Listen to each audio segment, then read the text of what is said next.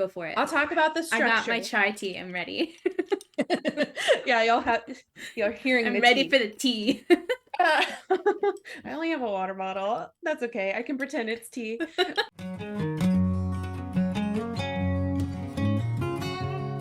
Welcome to the Book Angle, where we talk about books from different angles and sometimes go in circles. I'm Anna, and this is Sabrina. And today we are going to be doing a little bit different review type. So we're going to start out by talking about spoiler-free discussion of Iron Flame. And Mhm. then there will be a clear break, a clear stop here if you don't want spoilers. Um, and then we will get into our very spoiler filled feelings about this Yes. book. Because we had a lot of opinions about this book and we have a lot that we need to share. Um, a lot. This was a highly anticipated sequel for a lot of people, and we read Fourth Wing about a month and a half ago, and you can find a review here. But how do I even talk about this book? Was This book was a major, in my opinion, I just want to start off by saying that if you think that we're going to be watching this and you're going to be like, they're just trying to hate on my favorite book series, we're not. I got completely sucked in. You were here for the mob mentality where we wanted to read the sequel. We were both excited about the sequel. We were hitting up Walmart when we heard that it was released early. So we wanted to read this book. And truthfully, I kind of had high hopes for it. I wasn't expecting it to be a great piece of literature, right? But I was expecting to have a good time, a focused plot, and something that would at least be just as good as book one, if not better. mm-hmm. And I And think that then, sorry, what set the tone and what should have let us know that was not going to be the best experience was the publishing fiasco of people getting pre-orders. They pre-ordered the book and it came multiple weeks late or damn, or damaged, and they got the cover said Fourth Wing on it, or it was missing chapters or had major typos. The maps were printed upside down. There was a lot of different issues. I personally didn't have that because I got it on my I Kindle, did. but I Sabrina had did. all of those issues. This is my fixed version, but I had a book that was, I don't want to say half of this size, but maybe almost half of the size. It didn't have the dragon pictures on the top. All of the pages were paper thin where they were easily ripped. The binding and the spine was all messed up. And it had so many issues that at first I thought, maybe because this book was printed so fast, maybe that's why my book was damaged. I didn't even stop to think, oh my gosh, the actual content is going to be damaged because it was just, we have both expressed it as this felt like the first draft of a book, which was really disappointing. And Mm-hmm. you've said that you've seen a lot of people discussing this online Mm-hmm. too.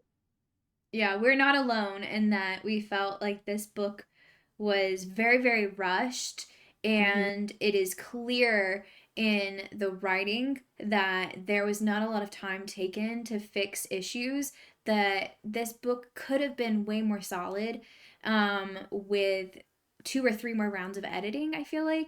And granted, that's putting a lot of faith in Yarros that, I don't know how many rounds of edits this went through, but it felt like no one read this book before it went to print because of Yeah. the major inconsistencies and characters having conversation with characters who aren't supposed to even be in the same town as them, and then the next page they're coming back and you're like, wait a second, you were gone and then you were here and then you were gone and you came back, and it just anyway. um Yeah. so And I think that that's probably why we really needed to do a video this way. If you've watched our other reviews, we're going to briefly go over our like rubric overview of how we would rate it. But those spoilers are where you're going to get a lot of the meat because it's almost impossible to explain why we feel this way unless you hear certain plot issues, because of exactly what Anna just said. There were certain things that were so disjointed. And I do firmly believe it's because, maybe I'm wrong, but I think it's because it was rushed all the way around. mhm. Because I don't even think all the plot points were bad.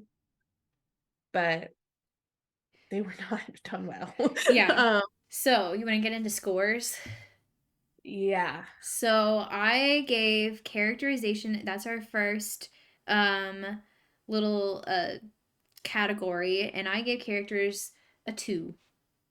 I gave them a 3. I'll explain more later, Yeah. but The okay, biggest thing I think for both, just to quickly synopsis, the biggest thing for both of us was characters were not consistent with their no, motivations throughout the book. It was constantly changing, and yeah, we had a lot of regression of character growth from book especially one with to book Violet two. and Yeah, Xaden. yeah. Plot for me was a 1.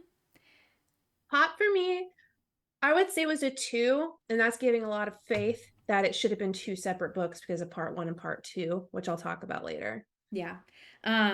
Author's voice was a 2 for me, which is not a change. I will say I gave her a 2 for Fourth Wing as well. Because Exactly. it does not match. One of our big like notes for author's voice is like, does the tone of the story match the tone of the narrator, or like does what's happening match the tone, like, but she's just describing people dying like it's funny, and there's no like emotional weight No, here for the major things that are happening. there's no grief or remorse either, Mm-mm. which there's a huge thing that happens in the end, and I don't feel sad about it.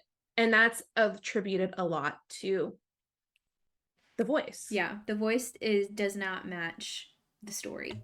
Yeah, um Believability. we Oof. both give it a 1, right? Yeah, believability was what really, really ruined everything else for me, is what it comes down to. The ending, and then all these other little points that were happening along the way, but the ending itself was such a mess that it ruined the entire thing for me. Um, General reading experience was a 2.5 for me. General reading experience for me was a 2 solely because of that lack of believability. Mm-hmm. I just believed nothing from it, and especially with the start and premise of the book. It was a 2. Took Yeah. me forever to read it. Took me 3 days to read Fourth Wing. This took forever. Yeah. So I averaged out to 1.7 and you averaged out to 2. So I round up to 2 on Goodreads because they don't do half points. But oh, it was a rough one. It was a rough one.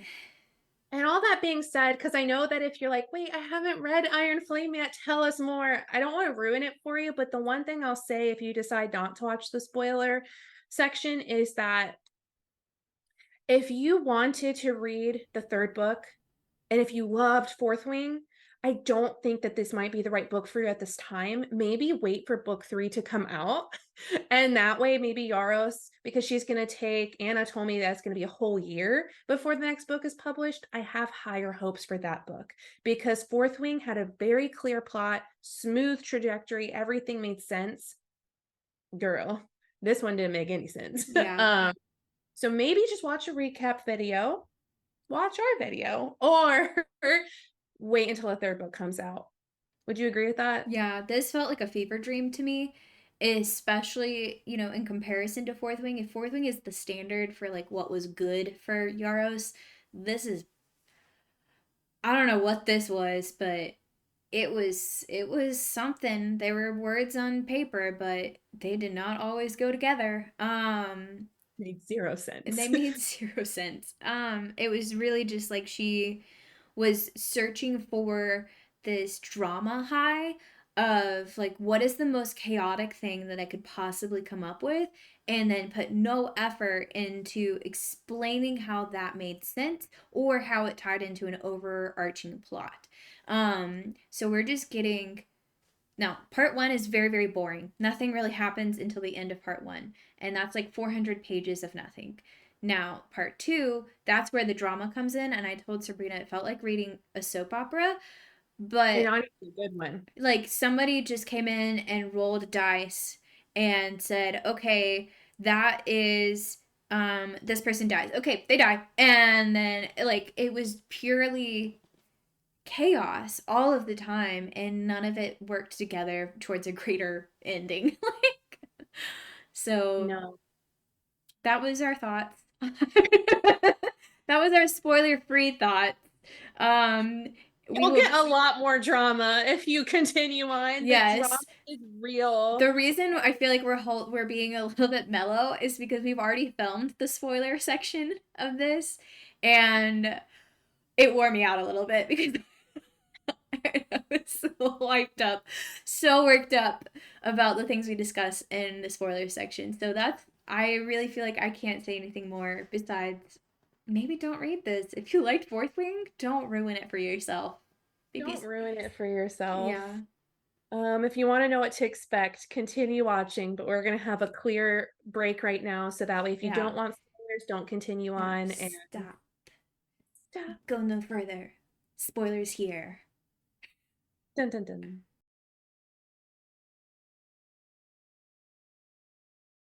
Okay, so where do we even begin? This is the exciting part. I don't have to hold back anymore. Um, I just talk about the part one versus part yeah, two. yeah, go for it. Go for it. I'll talk about the I got my structure. chai tea. I'm ready. Yeah, you're hearing I'm the ready tea. for the tea.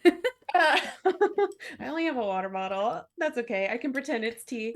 Um, so this book is broken up into two parts. And so if you were like me, you were reading part one and Violet and Zayden, well, Zayden's not, no, Zayden is there. And everyone who went off and Fourthling to fight off all these Wervin, Venin, all these people, go back to the school where leadership knows that they saw these mythical creatures that are real that they have been lying to for so long. So first of all, I already don't believe it because I'm like, how are they going to go back to this school when everyone knows? And so the book starts off with everyone just trying to kill them, but leadership's like not doing anything because like it's fine, everyone can die and it's a secret. And it's like, okay. And so you don't really know what the focus is for book one, but you learn a little bit, Violet's with all her people. She's trying to figure out how to solve all these issues. Her and Zayden are forever and a day apart. So you don't even get to see your zaddy daddy for the majority of part one, if that's why you like this book. And we don't even get a dual perspective, which the book needed. Anyway, all that aside, my main qualm with part one is it starts off so slow. And then in the last second, they decide to give everyone at their war college a chance to decide, are you going to go with us and fight on the rebellion side that wants to help all the civilians, or are you going to stay? And that would have been a perfect ending for this book. So if I had my way, part one would have had a little bit more of a better focus, a dual perspective between her and Zayden, because we have no idea what Zayden's doing during Mhm. this time. And they're still trying to earn each other's trust back. He's nowhere to be found. And we also could have maybe worked toward this big rebellion or this big uprising instead of spending so much time on unnecessary crap. And I have to say crap because I had no idea where we were going. And then the book ends and I'm like, why are there 300 more pages? This would have been a great ending. That's Yeah. my first qualm with part one. Yeah, like Like, she barely interacts with Dane, which you would think that she's pissed with this guy. He stole her memories. He's her best friend from her childhood, and that is like a major like infraction on her privacy, and it got multiple people killed, and she does get really pissed at him, but then they're just like there together and they have their little fight, and that's pretty much it.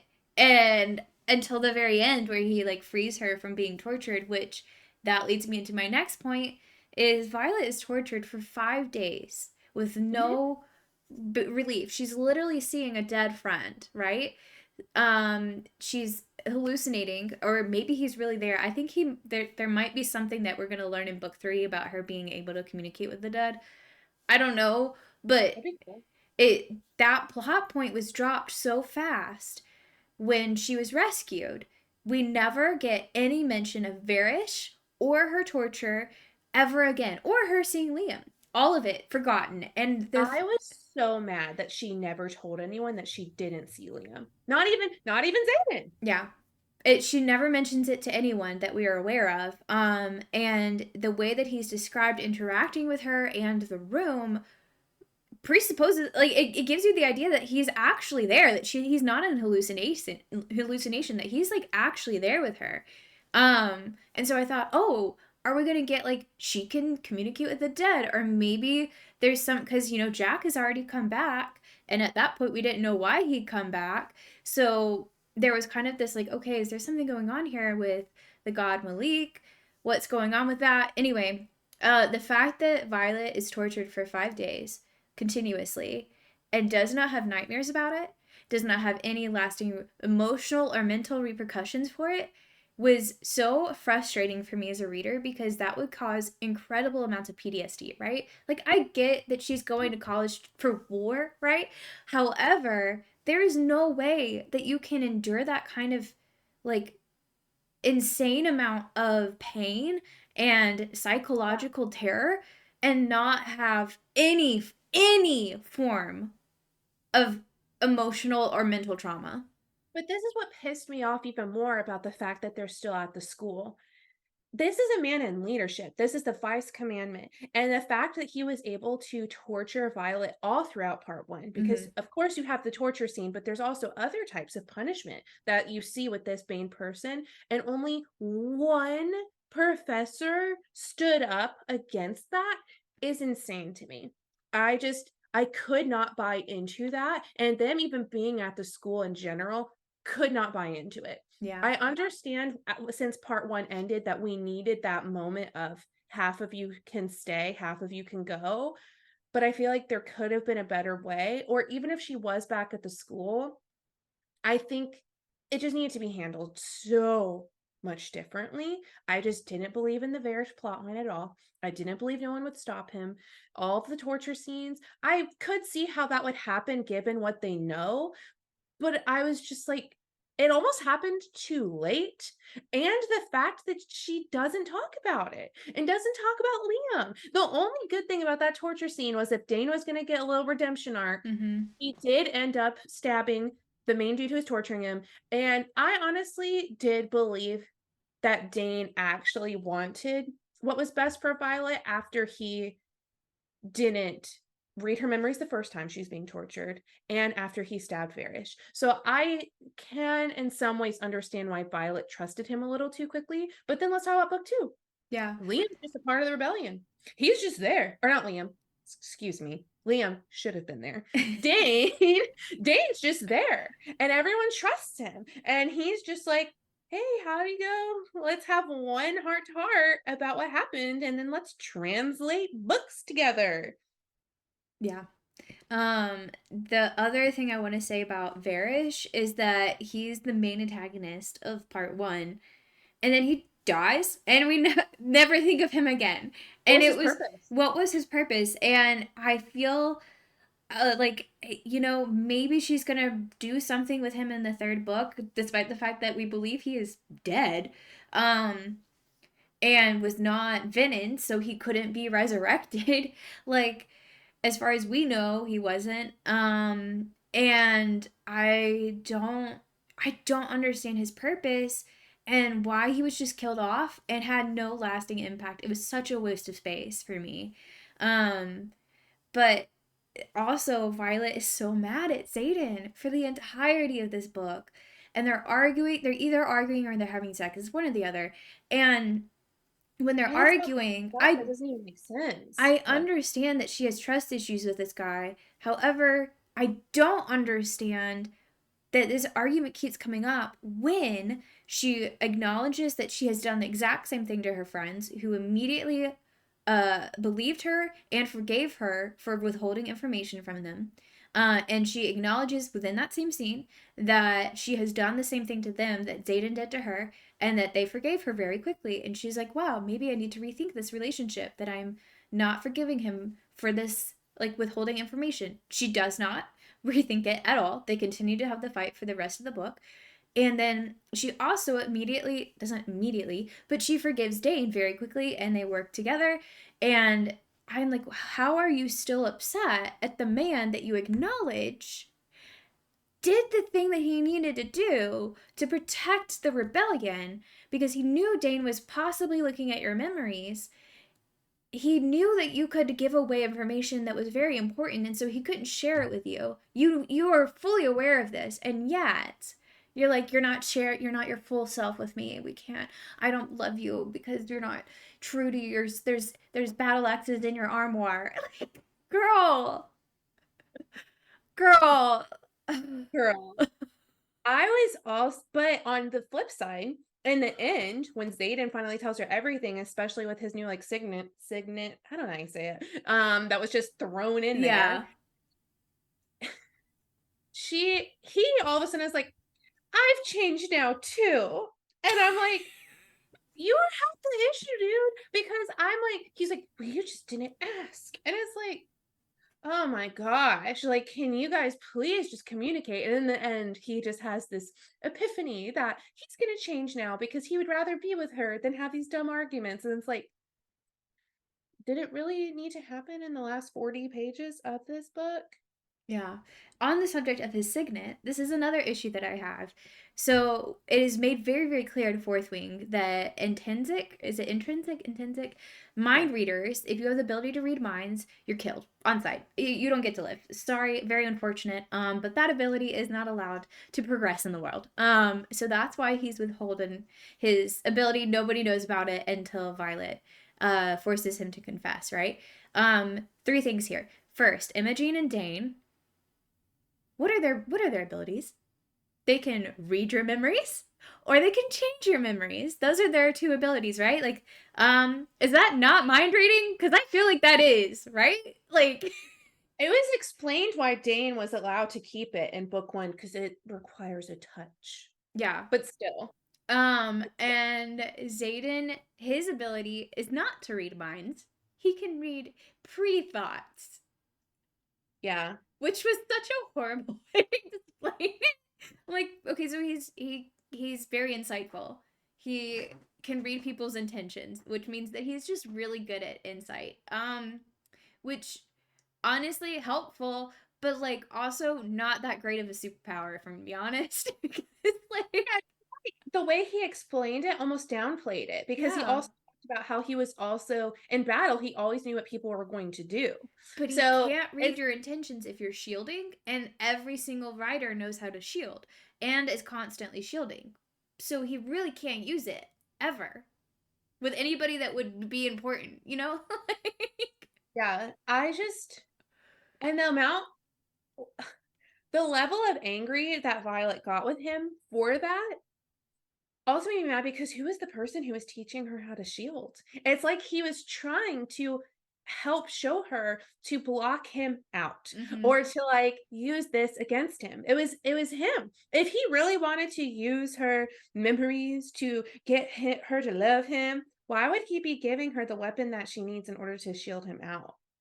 I just don't understand. I was it just felt so tossed in there and last minute, and their fighting was just so unbelievably stupid Mm-hmm. that it just got old, and it got old real fast. Yeah. Speaking of, one of the things that we really want to talk about that was also an old thing about relationships as old real fast, let's talk about Cat. I Let's know. talk I about was this like, I'm so electron book. ready. I'm so ready because we don't know about Kat until this book. She's not mentioned at all in Fourth Wing.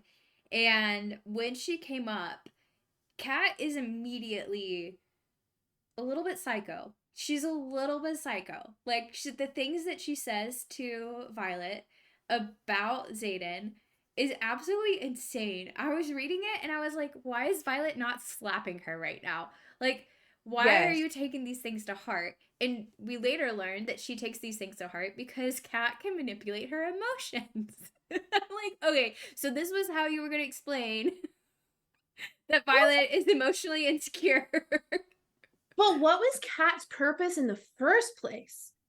That's what I'm trying to figure out. I want you to be able to rant, but this character, I just need you to know if you haven't read this book yet and you just want the spoilers, she is mentioned at the last possible second. There's like a brief mention to her in part one, and then in part two, Homegirl is here to stay. And like all of a sudden is a big deal, but also high key, not a big deal. And then there's just like, let's just fight more Yeah. because we needed something else. So for context, she is sort of an ex.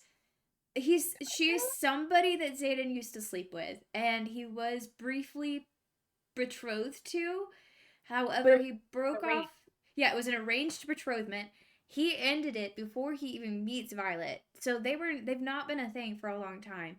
They Yeah. did sleep together. However, it is very clear from Zayden that he never thought twice about this girl. Like, she was just something to have fun with, and he did not care about her on an emotional level ever Um, at all. And the entirety of this book, I don't know if they even have dialogue together. Like, they are in the same scenes, but I cannot remember if they ever actually interact, because she's always attacking Violet, and Violet's, I might be right. yeah, like, I I don't think she ever talks to Zayden. If she does, I don't think we see it. If we're wrong, let us know. Yeah. But I didn't think about this until now. She's always attacking Violet and being like, "Oh, well, everything he knows, I taught him." Like, and I'm like, And okay. it's also, keep in mind, Zayden and Violet took a year to fall in love, and they broke it off before then. And I think it was even 2 years. Like, so Zayden had like his year of like peace out, and then a year of falling in love with Violet. So it's been 2 years since they've been together. And he literally tells Violet that he could care less if Cat lives or dies. He's like, Yes. I don't care. Why did you, like, there's a point where Violet saves her, right? And he's like, why did you save her? Why didn't you just let her die? Like, that was so dumb. And it was kind of dumb. But But then they just became friends. Violet and Kat just become friends, and there is literally, it's like she compliments her one time, and then that's it. That's where the animosity ends. They're like, okay, we're cool now because Then we. friends who are, ooh, my blinds aren't blinding me here. But then friends who are actually all in part one, like Emoji and she's in all of part one. They're running together, they're having a great Mhm. time. She's hardly mentioned in part two. So it's like they took someone who is interesting, who actually did a good job of pretending like she hated Violet, right? Mhm. And then was like, we're going to bring in Cat because we need a cat fight. Like that's basically Yeah. what. And there, the amount of just arguing and like cattiness, right, was just so dumb. And as someone, I don't ever really like love triangles, or you would like say love angles, right? But this one's not even really anything. It's just two girls who are deciding to fight over a boy where Violet's literally choking her to death because she's mad. But then at the end, Kat's like, here's some daggers. Killed them, please. Also, thanks for saving me. It's like, why are you here? Why are you here? I I know. feel like it was all a setup. It was all a setup for that one scene with Zayden and Violet where he's like, "You're my queen. Sit on my throne while I you." Like, that's literally, like, that was her whole purpose. Yeah. And the Griffin Rider, and so that way the Dragon Riders and the Griffin Flyers can actually just work together. But you didn't need this to happen in order to get those two to connect because they were already connected in Fourth Wing. Think about Yeah. it. They already had connections. So that whole plot point was ridiculous. Yeah. Okay, can I talk about another plot point that this is the point that pushed me over the edge? So Yes. Jack comes back in part one. That part was like, what? But we had a little bit of lead up to that reveal because we knew that Nolan was working on something that was draining his energy, right? Right. So when Jack comes back, I'm like, that's a really random choice of student to bring back to life, but he was antagonistic to Violet, so now we've got another person that wants to kill her here.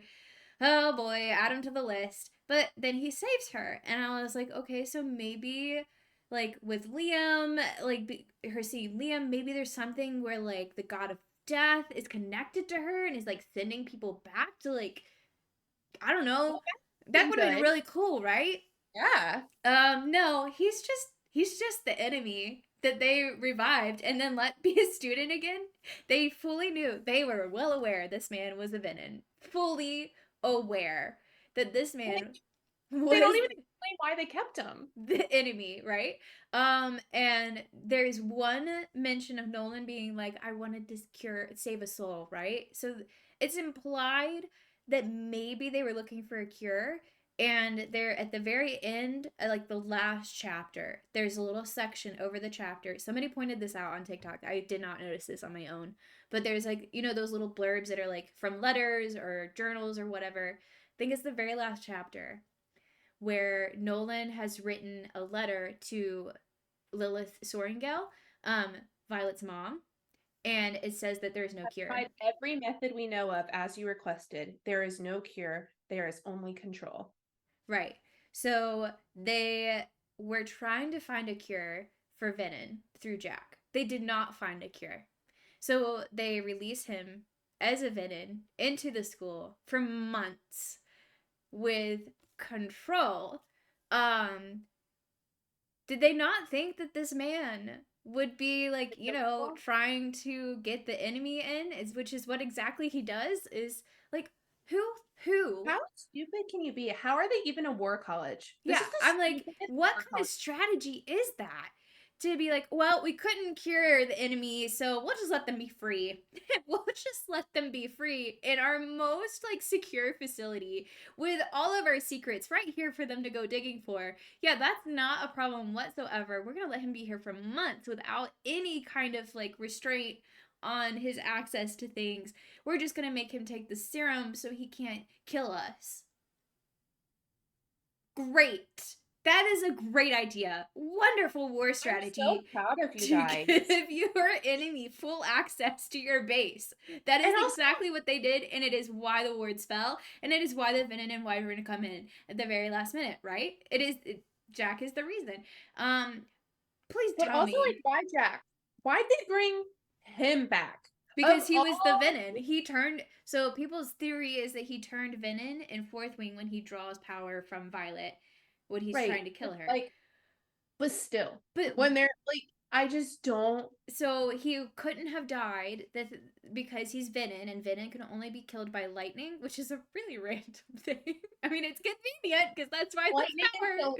But Silver too. the special alloy blades that they make and lightning are the only things that can kill a Venom. So apparently he couldn't have died when this mountain fell on him. But I'm like, why didn't you just mercy kill him? Finish the job. You have plenty of these blades. Just end it. Don't let him into your facilities and say, "Hey, buddy, I'm so glad you're here. So sorry that you're evil. However, just be a student again. Forget that any of this happened. We're gonna turn a blind eye while you let our main enemy in here to kill us all. Thank you. Goodbye." That's exactly what happened, and I cannot comprehend how she is going to explain this in a way that we can buy. Like And I it also just can't understand, Violet's mom, the general, is supposed to be such a great strategist and soldier. Mel Green, whatever his dude, he can see outcomes in certain wars. Like he can see how things but he end could unless not all the Republicans see are he there. couldn't predict that happening because all of the students with their little Yeah. tattoos were But there. okay, but he's still supposed to be a great strategist. There are Yeah, people I'm like, with you don't need foresight to powerful, know. yeah, there are people with powerful powers who Need just to be a let it mind reader to know that your enemy is still gonna be your enemy. Like, I just can't. I just can't. The whole Jack thing, I keep on using the same word over and over again because I can't think of anything else, but it's just stupid. Because this whole time, even in Fourth Wing, I'm like, this is a terrible war strategy. You get all these people and you just kill off three-fourths of them, but yeah. then they're just like, but wait, there's more. And I'm Not like, only do we kill off 75% of our army before they're even old enough to fight, we do the Lord's work here. We are helping the other side. We turn the other cheek and said, "You kill a lot of us, so we'll kill a lot of us too." Um, not only do so they do that, they say, "Hey, enemy, we can't save you. So just have free reign. Do whatever you like. Let in your friends. It's gonna be a party. And we'll kill off the remaining 25%.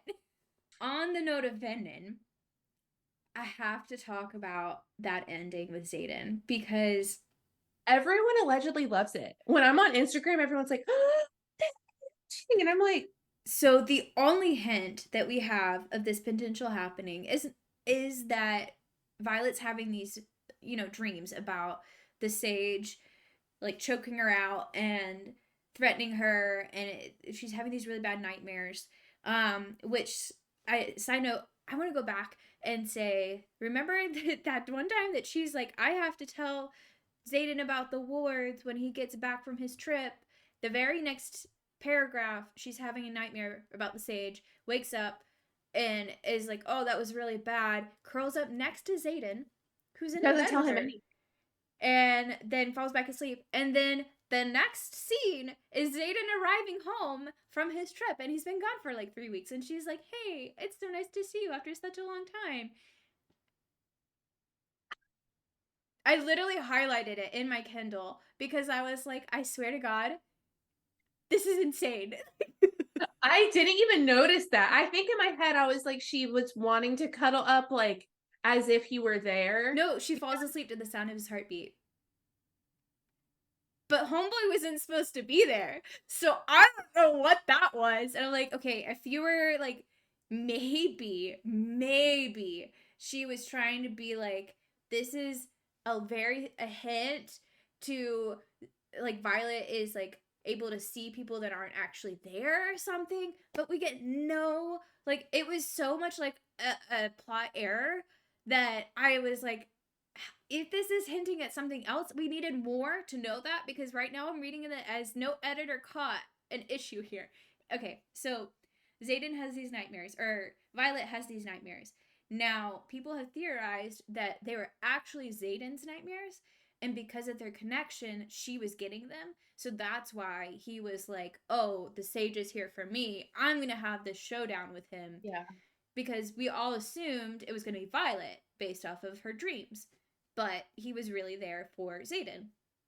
And then Zayden just turns Venom. Like, okay, I give up. Like, dude. Makes me so mad. I'm not even mad that she decided to make him Venom. I'm not even mad about it. I'm mad that he struggles for like 2 or 3 sentences, and I'm fully aware people are going to argue with me like, well, it's just from Violet's perspective. No, no, because there needs to be a lot more than a couple of sentences for Zayden to just decide that I have to become Venom because I have to be able to attack them. And it's like, I don't believe that about his personality or his character for a second. And if you want me to believe it, you needed to make 2 separate books. Remember my rant about part 1 and part 2 need to be separate? 2 separate books. And I almost would have loved for Zayden to like have a line in the separate book that I'm talking about where he's like, it seems like the only way to defeat a venom is just become one of them. Like, you Mm-hmm. know what I mean? Even if we could have had some sort of Like, some sort of conflict explanation. there, some sort of like, maybe I need to turn bad. But he tells her, I'm not a good guy, I'm a bad guy, multiple times. And he tells her that she was the only thing that he would ever lose control for. And him turning Venom is to protect her because he doesn't trust her to take care of herself, blah, blah, blah. But I'm like, man, can we just talk about how ridiculous it is for him to be like, he's like fighting the sage and he touches some grass and he's like, I feel a deeper power and I'm gonna take it. And I'm like, you what now? Like, you it's that easy? You touch some grass and suddenly you're a venom? Like, it's that easy? Why are they not all turning evil all of the time when they're touching grass? Like, I honestly, just for the life of me, that the fact that it happened so fast, and I'm honestly just getting angry when I'm on Instagram and everyone's like, that ending so good. And I'm like, but it's not. you were Like, you were not given any indication as to why or how this needed to happen. We just haven't been like, Violet's gonna die. Like, are we just doing Romeo and Juliet status where Shakespeare, where they both like decide to kill themselves without actually knowing what's going on? And if they're going to do that, fine. But that's not in line with the character we've had. right. We've It's just had not. him for 2 books now. This was the end of the second book. And granted, he did not get much space in the second book, but it is not in line with anything we've been told about his character whatsoever that he would choose to turn Venom, even to save Violet. decide to die. Like, Yeah. that actually seems more in line with his character to just die right then and there. Yeah. At least in Romeo and Juliet, they killed themselves. They didn't turn into the dagger. I don't even know. I It can't felt think of a good thing. it reminded me very much of like Anakin Skywalker in Star Wars. Like it felt very much like he felt like he had to turn to the dark side to save his love. And I'm like, "Wait, we've already done this. We did this." And then he ends up killing his wife because of his turning to the dark side. Is that what's going to happen here? Is Aiden going to kill Violet now because of he becomes power hungry? Um Is that, I I mean, everyone always says that Yaros doesn't write happy endings. well, I don't know if this can I don't even know what she writes honestly. I'm I still trying to really figure it out. almost want to read one of her romance books just to figure out, is it this disjointed, or was it her publisher forcing her to crank it out this fast? Mhm. Because girl, Yeah. girl. And Darna being a seventh type of dragon was And get, just so out of left field. Like, I don't know if it was out of left field. I thought that Andronna was going to be a super powerful dragon. I really did believe that. I'm mad that that was given no time to simmer. right, right. Yeah, like we were hinted at like, oh, she kind of looks different a lot of the time. Like Yeah. that is mentioned multiple times. There was lead up to that. I will agree. However, the fact that she's the seventh type of dragon that no one has ever heard of, because all memory of this seventh type of dragon has been erased for some reason, and she is exactly what was necessary to fix the ward, is so like, come on, really, like, And let's I just did. throw. I would I would have believed it. It would have been fine if it were explained. Just explain yourself. That's why there needed to be two separate books.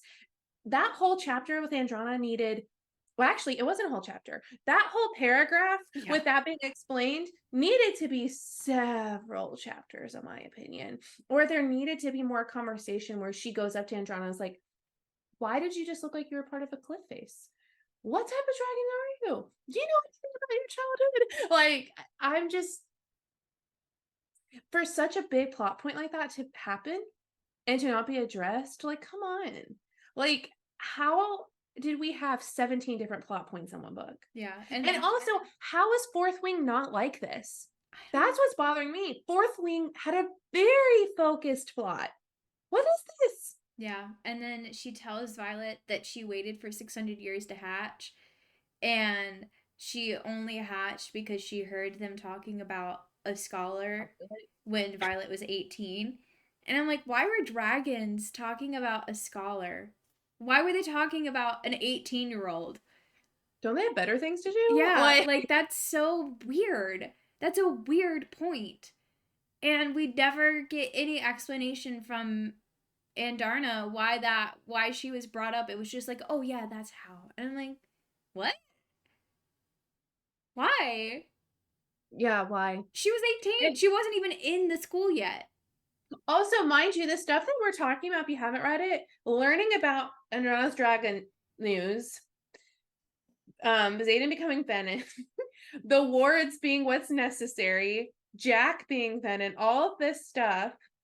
There's another thing that we mentioned that was like, what? That's all within the last 30 pages. Yeah. Why? What were the other 600 for?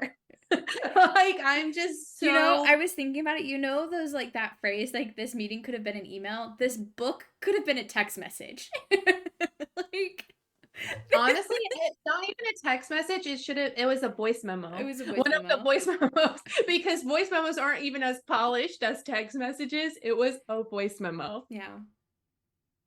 It was not. It So now that was. we've bashed it for so long, and again, I want to emphasize that I really, really, really don't think, and I did not intend to read this book with the mindset that I was going to hate it, because I gave Fourth Wing a 4. Mhm. Not saying it was the best piece of literature I've ever read, but it was what I needed at the time, which was a fun, I don't have to think much about this book, and it still had a good structure, but I really did not like this book. I actually talked with my mother-in-law about how much I disliked this book, and she's read neither of them. So I just was how did you guys feel? Yeah. Like, do you agree with us?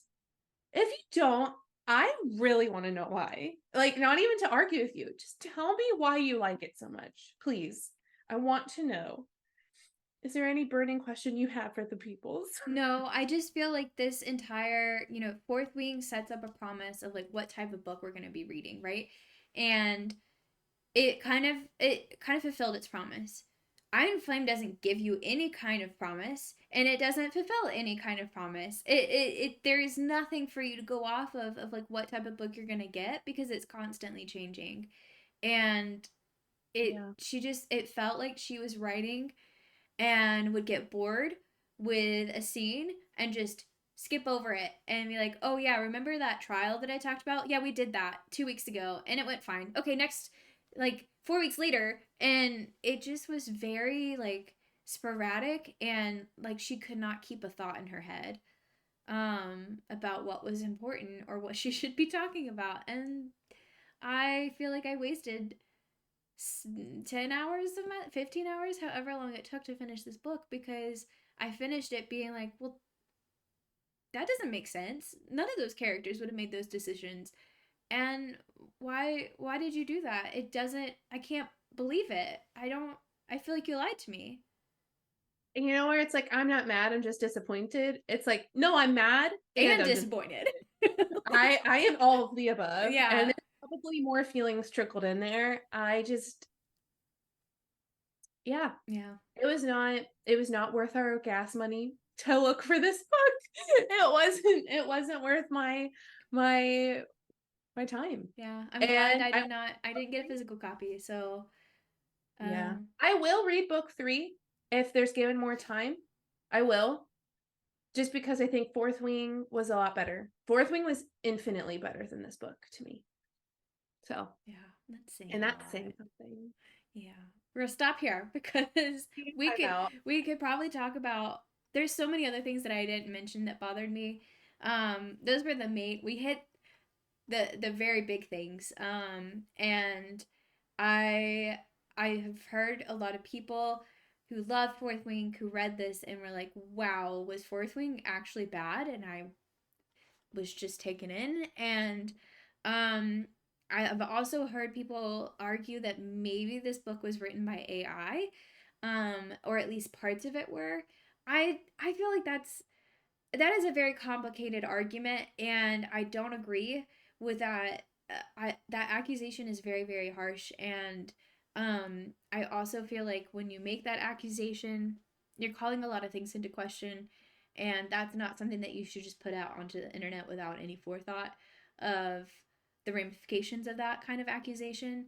AI does have to have some kind of basis that it's pulling from, so she would have to be stealing her story from other stories, and I don't see that happening here.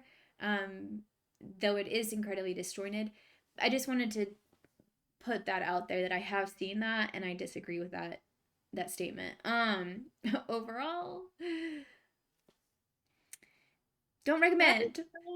let us know your opinions. Yeah. Let us know what you agree with. Let us know if you're going to be reading book 3. Um, and don't cancel us after this. You deserve our honesty. You deserve our honesty and how we feel. And yeah, that's my main spiel Yeah. from that. Yeah. Let So us know if you enjoyed spoilers too.